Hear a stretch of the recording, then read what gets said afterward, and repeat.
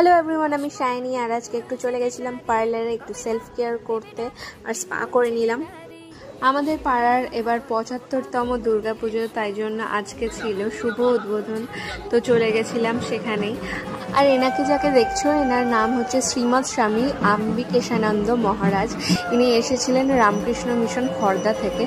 আর আরতির মাধ্যমেই ইনি আমাদের প্যান্ডেলের শুভ উদ্বোধন করলেন। আজকেই মাকে প্রথম দেখলাম, আর এত সুন্দর মুখখানি দেখে আমার মনটা পুরো জুড়িয়ে গেল। আমাদের মদনপুরের এটা সবচেয়ে আদি পুজো। আর এখানে আমাদের পাড়ায় যেহেতু লক্ষ্মীনারায়ণ মন্দির আছে, তো মন্দিরের জন্য একটা ঠাকুর থাকে, আর আলাদাভাবে প্যান্ডেলের জন্য আলাদা একটা ঠাকুর থাকে।